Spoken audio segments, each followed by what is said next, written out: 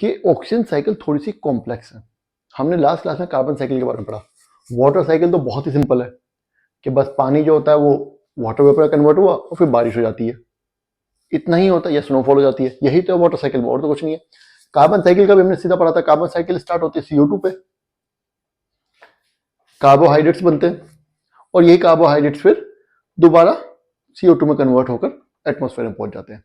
अब ये एनिमल्स भी हो सकते हैं और थ्रू प्लांट्स भी हो सकता है, ठीक है, क्योंकि प्लांट्स भी जब CO2 लेंगे तो क्या होगा, कार्बोहाइड्रेट्स करेंगे, कार्बोहाइड्रेट्स बनाएंगे। वो कार्बोहाइड्रेट्स एनिमल जब प्लांट्स को खाते हैं तो उनमें भी पहुंच जाते हैं, तो वो भी फिर दोबारा से, समझ रहे हो क्या, उनकी भी जब बॉडी डिकम्पोज होती है तो CO2 दोबारा क्या होता है, पहुंच जाता है एनवायरमेंट में। तो कार्बन साइकिल भी सिंपल थी। ऑक्सीजन साइकिल थोड़ी सी कॉम्प्लेक्स है।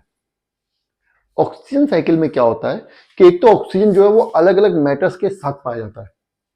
ऑक्साइड बना लेगा, हाइड्रोजन के साथ भी बनाएगा, पानी बना लेगा, नाइट्रोजन के साथ भी बना लेगा, बहुत सारे मेटल्स के साथ वो बन जाता है।